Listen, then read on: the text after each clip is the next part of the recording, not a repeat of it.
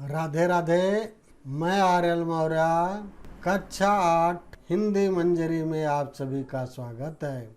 इसके पूर्व के वीडियो में हम लोगों ने पढ़ा था पाठ 21, जिसमें हमने पढ़ा था बस की यात्रा। और आज इस वीडियो में हम लोग पढ़ेंगे पाठ 22, खान पान की बदलती तस्वीर। और इस वीडियो में सबसे पहले मैं सस्वर वाचन करूँगा, फिर उसके बाद लेखक के बारे में बताऊँगा, लेखक और उसकी रचनाओं के बारे में, और फिर शब्दार्थ बताऊँगा। फिर उसके बाद पाठ का सारांश बताऊँगा और फिर प्रश्न अभ्यास कराऊँगा।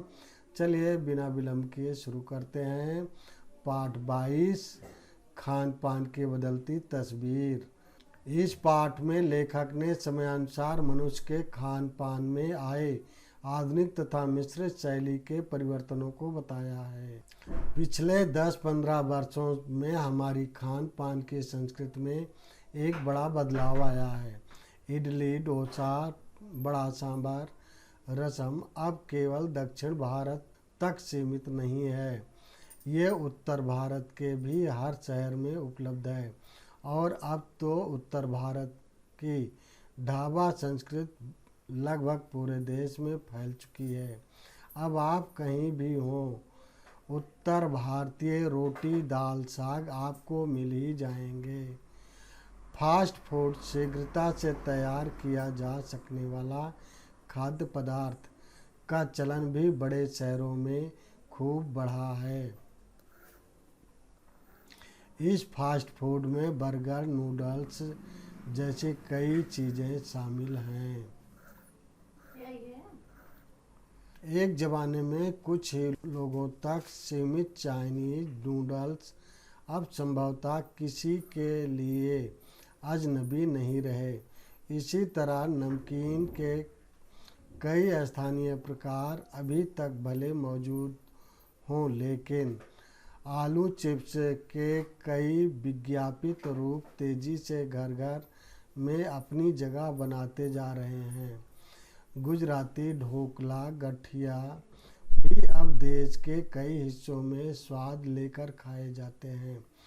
और बंगाली मिठाइयों के केवल रस भरी चर्चा ही नहीं होती, वह कई शहरों में पहले की तुलना में अधिक उपलब्ध हैं।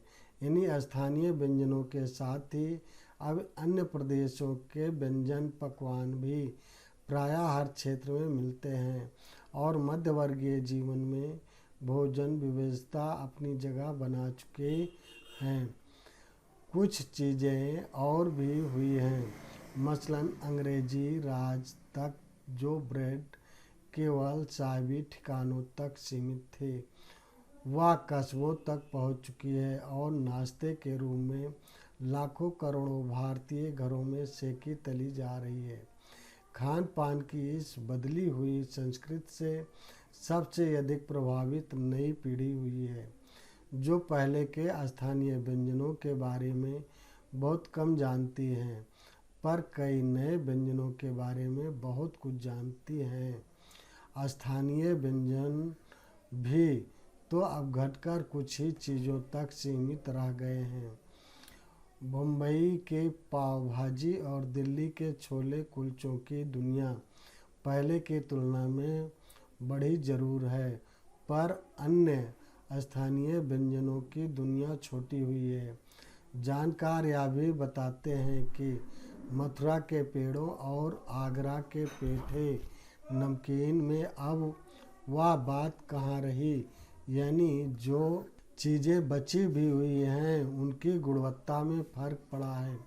फिर मौसम और ऋतुओं के अनुसार फलों खाद्यान्नों से जो व्यंजन और पकवान बना करते थे, उन्हें बनाने की फुर्सत भी अब कितने लोगों को रह गई है। अब गृहिणियों या कामकाजी महिलाओं के लिए खरबूजे के बीज सुखाना, छीलना और फिर उनसे व्यंजन तैयार करना सचमुच दुस्साध्य है। यानी हम पाते हैं कि एक ओर तो स्थानीय व्यंजनों में कमी आई है, दूसरी ओर वह ही देसी विदेशी व्यंजन अपनाए जा रहे हैं, जिन्हें बनाने पकाने में सुविधा हो। जटिल प्रक्रियाओं वाली चीज़ों तो कभी कभार व्यंजन पुस्तिकाओं के आधार पर तैयार की जाती हैं। अब शहरी जीवन में जो भागम भाग है, उसे देखते हुए यह स्थिति स्वाभाविक लगती है। फिर कमर तोड़ महंगाई ने भी लोगों को कई चीज़ों से धीरे धीरे वंचित किया है। जिन व्यंजनों में बिना मेवे के स्वाद नहीं आता, उन्हें बनाने पकाने के बारे में भला कौन 4 बार नहीं सोचेगा।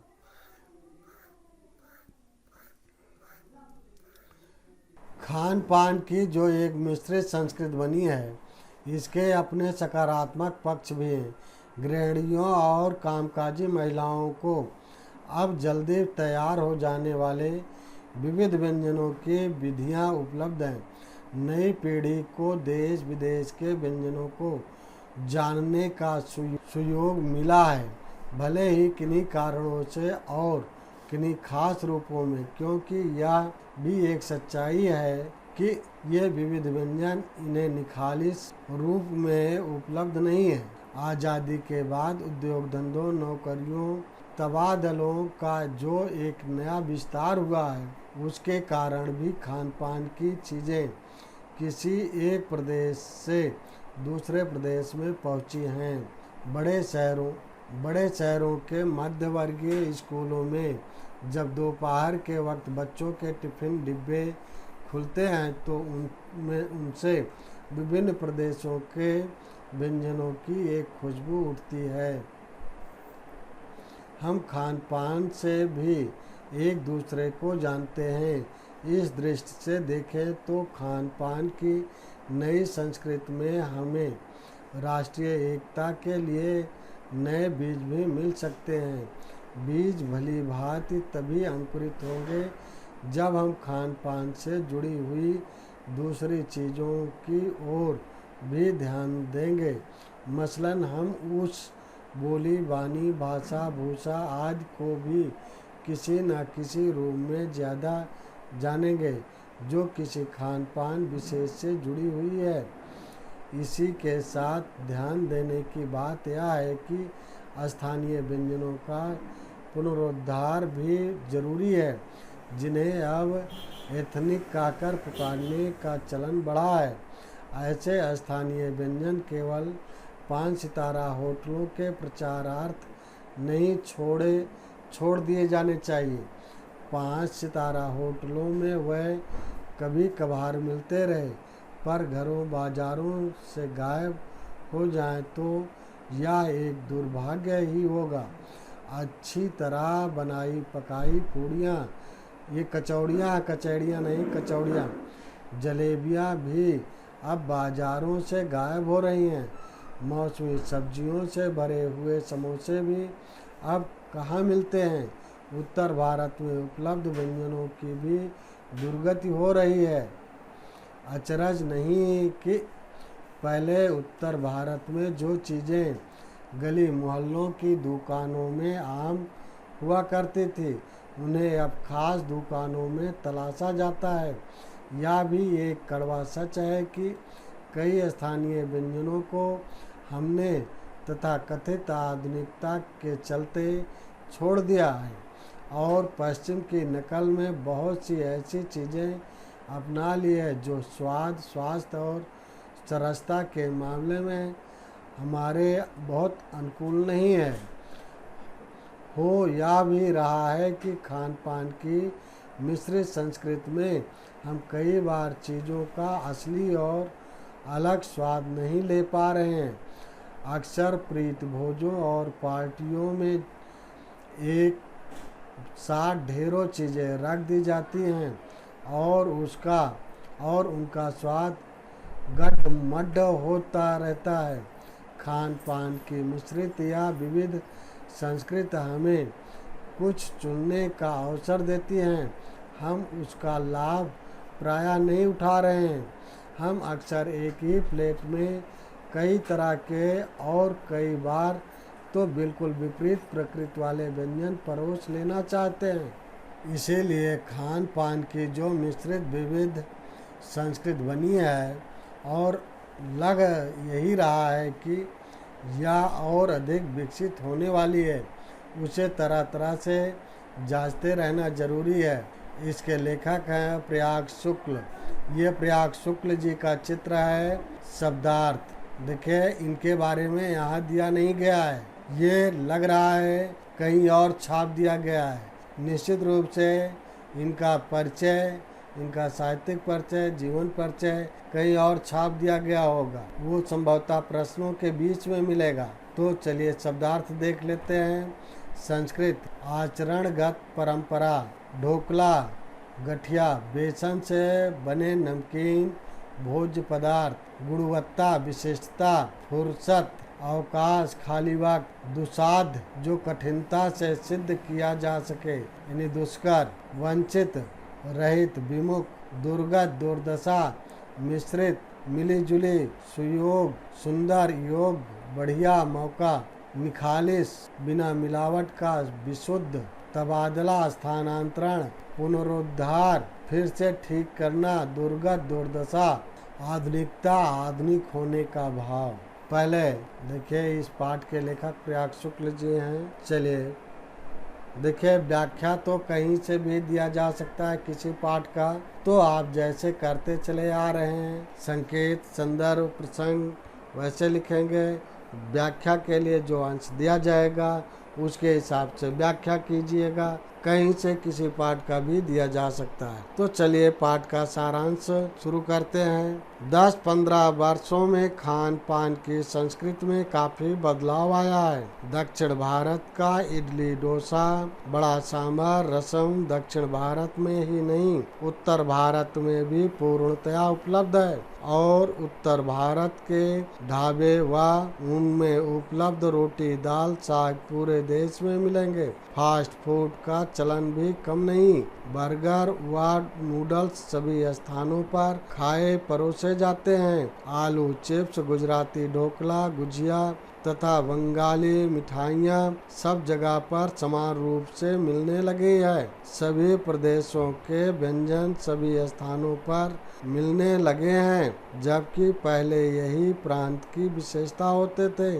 ब्रेड जो पहले केवल अमीरों के घरों में ही आती थी, नाश्ते के रूप में लाखों करोड़ों भारतीय घरों में सेकी और तली जाती है। नई पीढ़ी पहले ही स्थानीय व्यंजनों के बारे में कम जानती थी, लेकिन अब यह वर्ग नए व्यंजनों के बारे में अधिक जानता है। स्थानीय व्यंजन तो दिन प्रतिदिन घटते जा रहे हैं। शहरी जीवन के भागम-भाग व महंगाई के कारण आज उन्हीं देशी विदेशी व्यंजनों को अपनाया जा रहा है, जिन्हें बनाने पकाने की सुविधा हो। देश विदेश के व्यंजनों का चलन होने से खान पान की एक मिश्रित संस्कृति बनी है। खान पान की दृष्टि से सभी प्रांत एक दूसरे के पास पास आए हैं। इससे राष्ट्रीय एकता को बढ़ावा मिला है। कई व्यंजन जो सामान्य रूप में मिला करते थे, वह आज 5 सितारा होटलों में भी मिलने लगे हैं। उत्तर भारत की पूड़ियाँ, कचौड़ियाँ, जलेबियाँ व सब्जियों से बनी समोसे अब बाजारों से गायब होते जा रहे हैं। स्थानीय व्यंजनों को हम छोड़ते जा रहे हैं और पश्चिम के जो पदार्थ स्वाद, स्वास्थ्य और सरसता के लिए हैं, उन्हें अपनाते जा रहे हैं। स्थानीय व्यंजनों का पुनरुद्धार अति आवश्यक है। खान पान की मिश्रित संस्कृति से हम कई बार चीज़ों का वास्तविक स्वाद नहीं ले पाते। आज आधुनिकता के दौर में खान पान की मिश्रित संस्कृति बढ़ती जा रही है। हमारा यह कर्तव्य बनता है कि हम समयानुसार उसकी जांच करते रहें। चलिए अब शुरू करते हैं प्रश्न अभ्यास। प्रश्न अभ्यास कुछ करने को। नंबर 1, आपको जो व्यंजन अत्यधिक स्वादिष्ट लगता हो उसकी निर्माण विधि लिखिए तथा चित्र बनाइए। देखिए चित्र मैं यहाँ नहीं बना रहा हूँ, लेकिन मैं आपको बता दूँ जो मुझे खास करके पसंद है उसे मैं उसके सामग्री और बनाने के विधि बता रहा हूँ। देखिए, वैसे मुझे बहुत कम बनाने का अवसर मिला है, लेकिन ये मुझे मेरा प्रिय भोज्य पदार्थ है और ये बहुत ही चाव से खाता हूँ। तो जाने ये भाई आपको बता दें, वैसे खीर मैं बहुत बढ़िया ढंग से बना भी लेता हूँ और सही तो यही है, खीर मुझे बहुत अच्छी भी लगती है। और आज आपको बता दें, खीर बनाने की विधि भी हम बता दे रहे हैं। चलिए इसकी आवश्यक सामग्री बता दे रहे हैं। चावल 100 ग्राम लें, शक्कर 150 ग्राम, फुल क्रीम दूध 1 लीटर लें, काजू 1 बड़ा चम्मच लें, कटे हुए लें। देखें, किशमिश 1 बड़ा चम्मच, मखाना आधा कप लें कटे हुए, इलायची 5 पिसी हुई लें। इस तरह से अब देखिए, अब खीर बनाने की विधि जान लीजिए। आप चाहें तो इसे नोट कर लें या सुन लें, ये आपकी मर्जी, लेकिन मैं बनाने की विधि बता दे रहा हूँ। देखिए, अभी तक सामग्री बताए। सबसे पहले चावल को पानी में 1 घंटे के लिए भिगो दें। भीगने के बाद चावलों को 1 बार धो लें, फिर उसे मिक्सर में दरदरा पीस लें। अब एक बड़े भगोने में दूध लेकर मीडियम आंच पर चढ़ाएं। जब दूध उबलने लगे तब उसकी आंच कम कर दें और उसमें पिसे हुए चावल डाल दें। दूध को थोड़ी थोड़ी देर पर चलाते रहें। 10 मिनट तक पकने के बाद दूध में चीनी, मेवा और इलायची डाल दें और धीमी आंच पर पकाएं। जब चावल अच्छी तरह से पक जाए और मेवे मुलायम हो जाएं, तब गैस बंद कर दें। अब आपकी खीर बनकर तैयार है। बस इसमें इलायची पाउडर मिलाइए और थोड़ी ठंडी होने पर परोसें और खाएं। और अब देखिए, नंबर 2 है। नंबर 2 जान लें। वैसे किन्हीं 4 पैकेट बंद भोज्य पदार्थों के पीछे लिखे आवश्यक निर्देशों को पढ़कर लिखिए तथा काटकर उत्तर पुस्तिका में चिपकाइए। अब लिखिए कि हर निर्देश का क्या तात्पर्य है। देखिए, अब भाई ये पैकेट आप ला करके काट करके जो लिखना होगा लिखिएगा, चिपकाइएगा। चिपकाएंगे या नहीं चिपकाएंगे, लिखेंगे या नहीं लिखेंगे, वो बात की बात है, इसे आपको खुद करना है। और अब आगे बढ़ते हैं। देखिए भाई, नंबर 3 है। यदि आपके घर कोई मेहमान आते हैं और वह आपके यहाँ का प्रसिद्ध भोजन करना चाहते हैं, तो आप उन्हें क्या खिलाएंगे या कैसे बनेगा। देखिए, अब आपके यहाँ क्या प्रसिद्ध भोज्य पदार्थ है, इसे आप जान सकते हैं और मेहमान को आप कौन सा बढ़िया सा भोज्य पदार्थ, आपके घर का कौन सा बढ़िया भोज्य पदार्थ है, ये आप जानें। और आप अपने मेहमान को कितना बढ़िया से खिलाएंगे और कैसे बनाएंगे, ये आप अपने हिसाब से लिखिएगा। इसको भी छोड़ दे रहे हैं। इसमें अब हम क्या बता सकते हैं, मैंने अपने मन मुआफिक जो मेरा स्वादिष्ट भोजन था, जो मुझे अच्छा लगता है वो मैंने बता दिया। अब आइए नंबर 4 देखते हैं। फास्ट फूड अब शहरों के अलावा गांवों के गली मोहल्लों में भी मिलने लगे हैं। यह स्वास्थ्य के लिए हानिकारक हैं अथवा लाभदायक। इस विषय पर कक्षा में वाद विवाद कीजिए। तो कक्षा में वाद विवाद तो अभी नहीं किया जा सकता। हाँ, एक बात ये ज़रूर है भाई, इसके फायदे नुकसान के बारे में आप विचार विमर्श ज़रूर कर सकते हैं। आप अपने घर में भी विचार विमर्श कर सकते हैं। इसके बारे में मैं थोड़ा सा बता दे रहा हूँ, बिंदु क्या होंगे।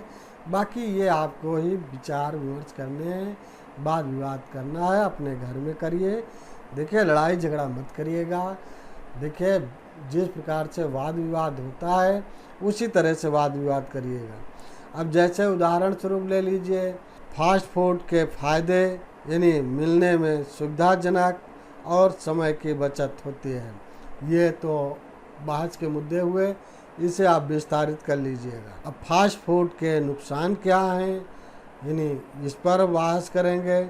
तो इसकी समस्याएं जो हैं, नुकसान जो हैं, उसके बारे में हम हल्का सा बता दे रहे हैं।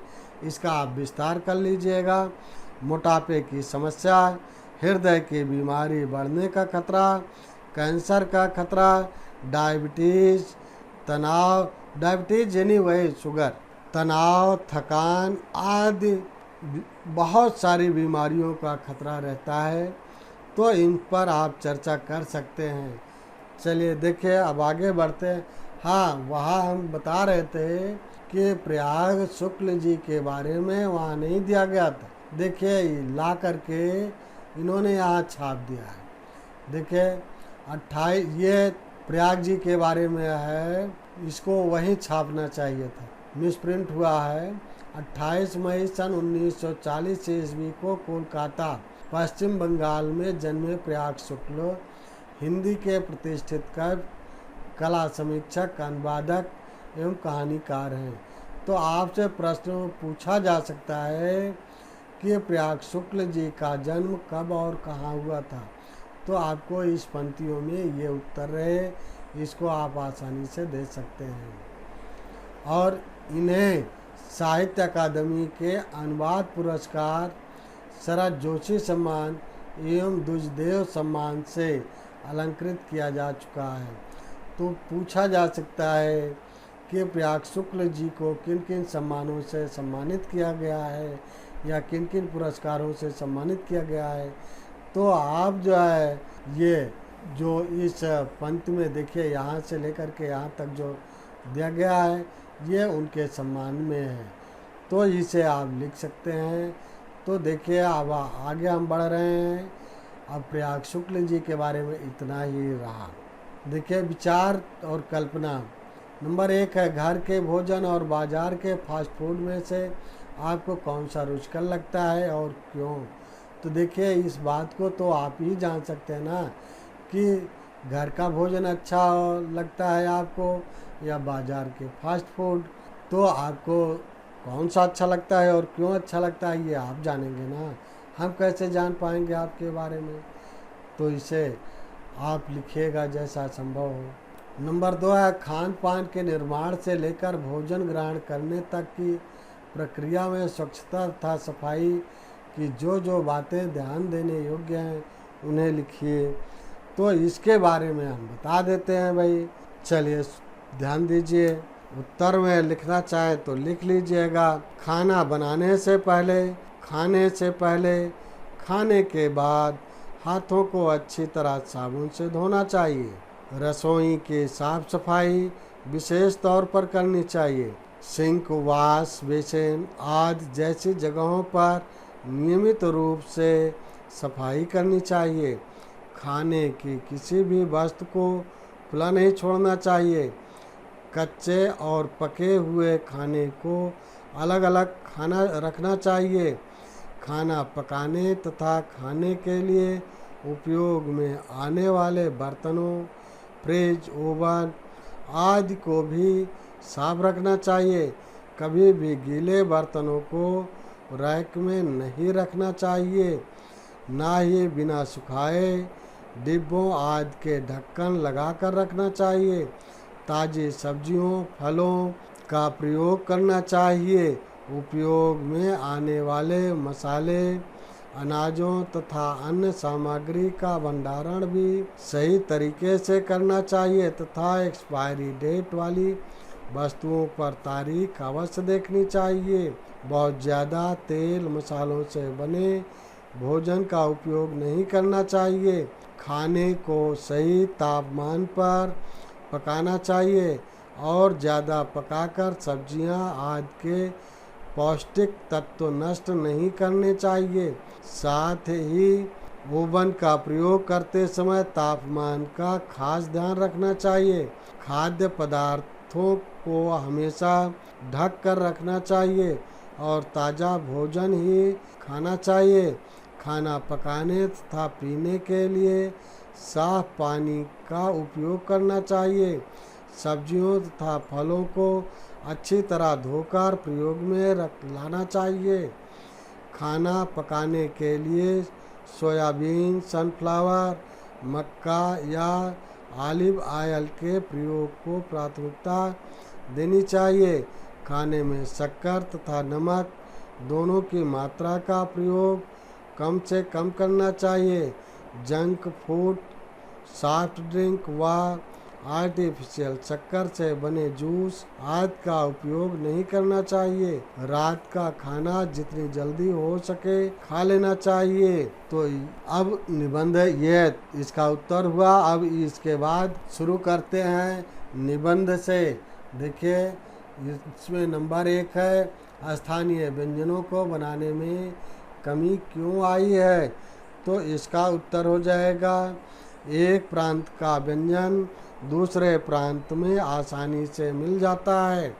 ये विविध व्यंजन लोगों को आकर्षित करते हैं, इसलिए स्थानीय व्यंजनों की मांग कम होने लगी है।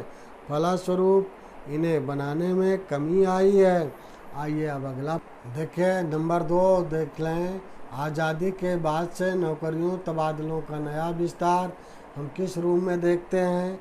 इसका उत्तर हो जाएगा, आज़ादी के बाद उद्योग धंधों नौकरियों तबादलों का जो एक नया विस्तार हुआ है उसे हम इस रूप में देखते हैं कि उसके कारण खान पान की चीज़ें किसी एक प्रदेश से दूसरे प्रदेश में पहुंची हैं।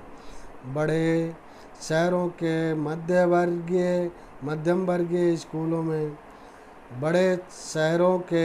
मध्यम वर्गीय स्कूलों में जब दोपहर के वक्त बच्चों के टिफ़िन डिब्बे खुलते हैं तो उनसे विभिन्न प्रदेशों के व्यंजनों की खुशबू उठती है। अब अगला नंबर है नंबर 3, खान पान के द्वारा राष्ट्रीय एकता का बीज किस प्रकार अंकुरित होगा। तो देखिए उत्तर हो जाएगा, हम विभिन्न प्रांतों के निवासी खान पान के माध्यम से भी एक दूसरे के निकट आते हैं और एक दूसरे को जानते हैं। इस दृष्टि से देखें तो खान पान की नई संस्कृति में हमें राष्ट्रीय एकता के लिए नए बीज मिल सकते हैं। अब नंबर 4 है, स्थानीय व्यंजनों के पुनरुद्धार की आवश्यकता क्यों है। तो इसका उत्तर हो जाएगा, विभिन्न प्रांतों के विविध व्यंजन आसानी से उपलब्ध हो जाने के कारण स्थानीय व्यंजनों को बनाने में कमी आती जा रही है। स्थानीय व्यंजन प्रांत विशेष की पहचान होते हैं, वहाँ की संस्कृति के परिचायक होते हैं, उनका लुप्त होना दुर्भाग्यपूर्ण है। अतः प्रांतीय व्यंजन का पुनरुद्धार जरूरी है। अब नंबर 5 है, देखिए हम खान पान के मिश्रित संस्कृति का भरपूर आनंद क्यों नहीं ले पा रहे हैं। तो इसका उत्तर हो जाएगा, खान पान की मिश्रित व विविध संस्कृति यूँ तो हमें कुछ चुनने का अवसर देती है, परंतु हम उसको लाभ प्रायः नहीं उठा रहे हैं। अक्सर प्रीत भोजों और पार्टियों में एक साथ ढेरों चीज़ें रख दी जाती हैं और हमें एक एक प्लेट में कई तरह के और कई बार तो बिल्कुल विपरीत प्रकृति वाले व्यंजन परोस लेते हैं, जिसके कारण उनका स्वाद गड्ढ-मड्ढ हो जाता है और हम कई बार असली चीज़ों का असली और अलग स्वाद नहीं ले पाते हैं। अब इसके बाद अगला नंबर देखते हैं, नंबर 6।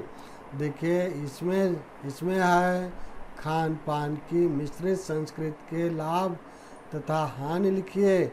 तो इसका उत्तर हो जाएगा, देखिए खान पान के मिश्रित संस्कृति के लाभ जो है उसे जान लें। खान पान के मिश्रित संस्कृति के कारण हम विविध प्रांतों के विविध व्यंजनों को खाने का आनंद ले पाते हैं। हमारे पास अब खाने की अनेक वैरायटी है और हम अपनी पसंदीदा वस्तुएं आसानी से बाजार से प्राप्त कर सकते हैं या घर में भी बना सकते हैं। इससे हम अपनी एक ही खाद्य पदार्थ को बार बार खाने की बोरियत से बचे रहते हैं और भोजन के प्रति हमारी रुचि बनी रहती है। खान पान की मिश्रित संस्कृति राष्ट्रीय एकता में भी सहायक है। जब विभिन्न प्रांतों के व्यक्ति एक दूसरे के प्रांत का भोजन पसंद करने लगते हैं तो उनके बीच आत्मीयता उत्पन्न होती है। वह एक दूसरे की संस्कृति, रहन सहन, भाषा, बोली आदि के तौर तरीकों के प्रति भी आकर्षित होते हैं। अब अगली हेडिंग डालेंगे, खान पान की मिश्रित संस्कृति से हानियाँ। देखिए उत्तर इसमें जो है लिखेंगे विस्तार में, खान पान की मिश्रित संस्कृति के कारण स्थानीय व्यंजनों को बनाने में कमी आई है। स्थानीय व्यंजन जो प्रांत विशेष की संस्कृति के परिचायक होते हैं, वह कहीं लुप्त हो रहे हैं। साथ ही उनकी गुणवत्ता में भी कमी आ रही है। खान पान की मिश्रित संस्कृति के कारण कई बार हम व्यंजनों का सही स्वाद नहीं ले पाते, क्योंकि खान पान की मिश्रित संस्कृति के कारण अक्सर पार्टियों में एक साथ ढेरों व्यंजन रख दिए जाते हैं और लोग एक ही प्लेट में सारे व्यंजन परोस लेते हैं, जिससे उन सब का स्वाद गड्ढ-मड्ढ हो जाता है और हम किसी भी व्यंजन का स्वाद ठीक से नहीं ले पाते हैं। अब इसके बाद शुरू करते हैं भाषा की बात। नंबर 1, सु, बी तथा प्रा उपसर्गों का प्रयोग करके दो दो शब्द बनाइए। तो देखिए, सु से हो गया सुविचार, सुव्यवस्थित। बी से हो जाएगा विचार, विशेष। प्रा से हो जाएगा प्रकृति, प्रसार। नंबर 2, जब किसी शब्द के अर्थ में विशेषता लाने के लिए उसी के समान दूसरा शब्द लगाया जाता है तो उसे शब्द युग्म कहते हैं। युग्म का अर्थ होता है जोड़ा। शब्द युग्म कई प्रकार से बनाए जाते हैं, जैसे एक ही शब्द का दो बार प्रयोग करके, विलोम शब्दों, समानार्थी शब्दों से, सार्थक व निरर्थक शब्दों से। शब्द युग्म बनाते समय दोनों शब्दों के बीच योजक चिन्ह लगाया जाता है, जैसे बार बार, देशी विदेशी। ये योजक चिन्ह है जो बीच में बार बार और देशी विदेशी के बीच दिए गए शब्दों से उचित शब्द युग्म बनाइए। वेशभूषा, नई नई, हंसते हंसते, खान पान, स्वादवाद, लाल पीला, शहरी गवई, घर घर, अपना पराया। इस वीडियो में इतना ही। वीडियो को लाइक करें, शेयर करें। चैनल पर नए हैं तो सब्सक्राइब करें। सब्सक्राइब करने के बाद बेल आइकन ज़रूर प्रेस कर दें। बेल आइकन प्रेस कर देने पर मेरी वीडियो जैसे ही अपलोड होगी उसकी नोटिफिकेशन तुरंत आपके मोबाइल पर मिल जाएगी और आप मेरी वीडियो सबसे पहले देख सकेंगे। जय हिंद, जय भारत।